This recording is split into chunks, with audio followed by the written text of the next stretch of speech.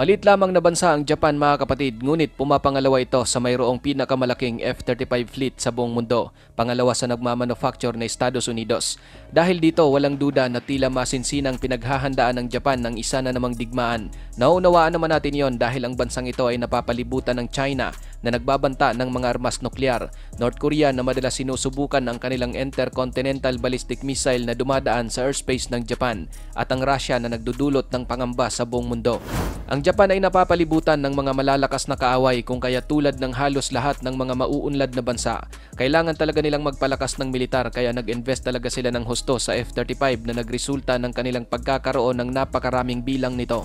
Sa kabuuan, ang global F-35 program ay inaasahang nagkakahalaga ng umaabot sa $412 billion. 3,000 na piraso sa mga fighter na ito ang ibinibenta sa buong mundo, kabilang na rito ang mga nag-ooperate sa US Air Force. Hanggang sa ngayon, ang Lockheed Martin, ang pinakamalaking defense company sa buong mundo na siyang manufacturing contractor ng F-35, ay nakabenta na ng mahigit 900 na pirasong F-35 sa siyam na mga bansa. Nito lang nakaraan, muling tumanggap ang Lockheed Martin ng $7.8 billion para gumawa ng karagdagang 126 na pirasong F-35. Ang mga fighter na ito ay mapupunta sa UK, Poland, Belgium, Denmark at Japan. Ngunit sa lahat ng mga bansang ito na mayroong F-35, ang Japan ang pinakamarami. Mayroon silang kabuuang bilang na umaabot ng 147 fighters. 105 sa mga ito ay ang F-35A models na gagamitin para sa Air Force, at 42 naman ang mga F-35B models na may kakayahang mag-short takeoff at vertical landing para sa Marines. Noong 2020, inaprubahan ng US ang pagbebenta ng F-35 sa Japan. Nagkakahalaga ito ng $23 billion para sa 105 na mga fighter, kung saan ang mga aircraft na ito ang magiging kapalit sa halos kalahati ng mga tumatanda ng F-15 fleet ng Japan. Maliban sa F-35, pinakamalaking customer din ng Amerika ang Japan ng mga F-15 Eagle. Ngayon mga kapatid, ang mga biniling F-35B ng mga Hapon ay itatalaga sa kanilang JS Izumo at JS Kaga na parehong 27-ton helicopter destroyers na in-upgrade para maging aircraft carriers. Bagaman ang carrier na ito ng Japan ay limitado lamang ang mga eroplanong lumalapag dahil sa kakulangan nito ng rampa upang makapag-take off, launch catapult at arresting gears. Ngunit hindi ito naging problema dahil ang F-35B ng mga Hapon ay may kakayahang mag-short takeoff at vertical landing. Ang mga fighter na ito ay inaasahang magiging isang mahalagang bahagi sa depensa ng Japan laban sa lumalawak na banta ng China, sapagkat ang isang F-35 ay nagtataglay ng isang malawak at matinding kakayahan laban sa anumang banta. F-35 capabilities. Ang F-35 Lightning II ay isang American family ng single-seat, single-engine, all-weather stealth, multi-role combat aircraft na may kakayahang air superiority, strike missions, electronic warfare at intelligence, surveillance and reconnaissance. Ang fighter na ito ay isang versatile dahil sa malaking bahagi ng mga kombinasyon nito ng advanced, stealth, powerful engine, intelligence, avionics at mapaminsalang armamento.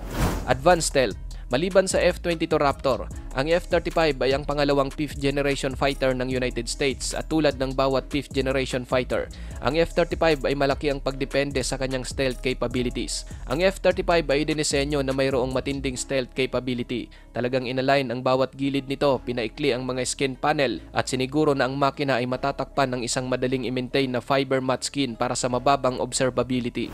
Nababawasan din ang infrared at visual signature ng aircraft, pinapayagan ang reflection ng radar waves at gumagamit ng mahigpit na kontrol ng mga radio frequency emitters.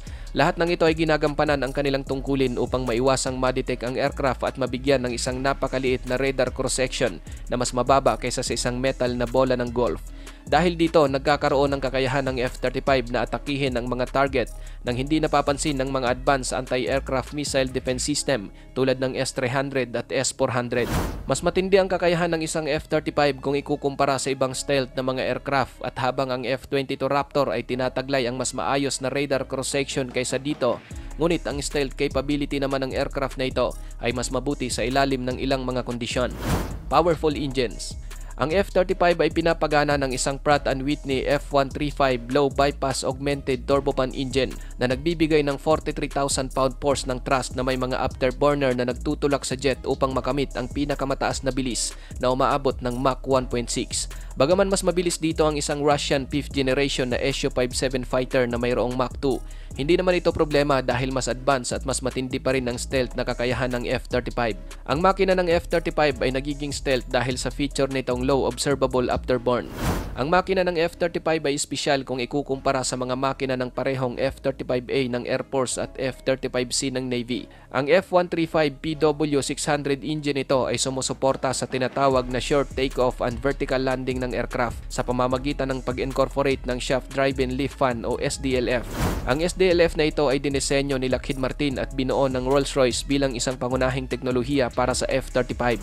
Intelligence Avionics. Nagagawa ng F-35 na makaramdam o makakuha ng data ng napakabilis sa pamamagitan ng isang hanay ng mga sensitive sensor, kabilang ang tinatawag na AN/APG-81 Active Electronically Scanned Array Radar, ang AN/ASQ-239 Barracuda Electronic Warfare System, ang AN/AAQ-37 Distributed Aperture System, ang AN/AAQ-40 Electro-Optical Targeting System at ang AN/ASQ-242 Communications, Navigation at Identification Suite. Ang lahat ng ito ay pinagsama upang magbigay ng mabilis na beam agility, maramihang operational mode, all-aspect missile launch and target tracking, 10 radio frequency antenna, all-aspect radar warning receiver, self-defense laban sa missile, ang pagtuklas at pagjam ng mga kaaway na radar, laser targeting, forward-looking infrared na mga kakayahan, long-range IRST function, at isang imposibleng antas ng sensor fusion na nagbibigay sa piloto at mga kasamahan ng isang omnipresent tactical picture ng battle space nang hindi nakukompromiso ang stealth. Lethal armament. Ang F-35 ay armado ng isang 180-round 25mm GAU-22A 4-barrel rotary cannon. Ang armas na ito ay mas epektibo laban sa mga ground target kaysa sa 20mm na kanyon na dala ng iba pang mga fighter ng US Air Force. Pagdating sa mga explosive, ang F-35 ay gumagamit ng pinakamalaking hanay ng mga long-range, medium-range at short-range missile kasama ang mga bomba na talagang dudurugin ang kahit anong mga target. Upang dalhin ang mga pampasabog na ito at mapanatili pa rin ang stealth ng aircraft, ang F-35 ay may dalawang internal weapons bay na mayroong 4 na weapon station na maaring magdala ng 5,700 pounds ng mga armas sa kabuuan. Para naman sa mga misyon na hindi ganoon kaprioridad ang stealth, ang F-35 ay may 6 na external weapon station na maaring magdala ng 15,000 pounds ng mga armas, kung kaya't sa kabuuan ang F-35 ay may mabigat na kapasidad ng kargamento na umaabot ng 18,000 pounds at hindi pa kasama ang mga flare, chaff at towed decoy. Ang kompleto rikados na kakayahan na ito ng F-35 ang siyang naging dahilan kung bakit ang mga aircraft na ito ang talagang pinili at pinarami ng Japan.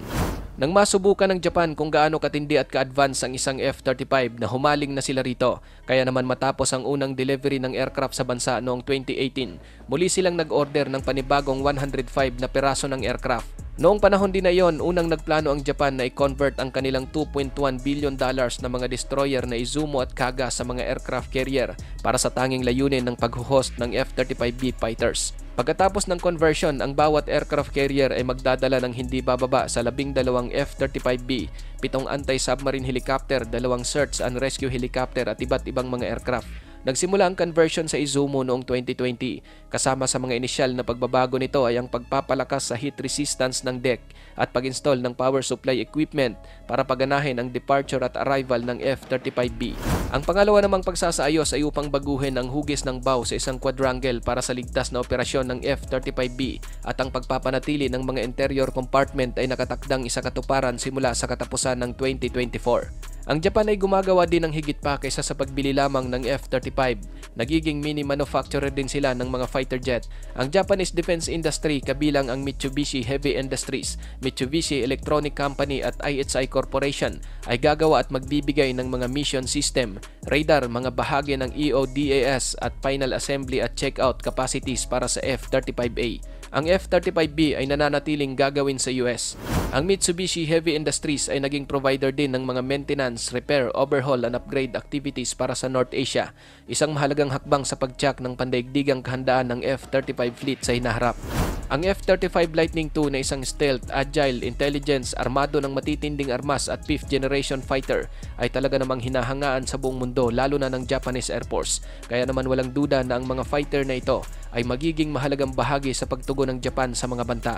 Ikaw kapatid, ano ang masasabi mo sa pagbili ng Japan ng napakaraming F-35? Para sa iyong opinion, i-comment mo na yan sa ating comment section sa ibaba. At kung nagustuhan mo naman ang video ito, paiwan naman ako ng like at pasubscribe na rin sa ating munting channel. Maraming salamat sa panonood, hanggang sa susunod na naman nating upload. Peace out!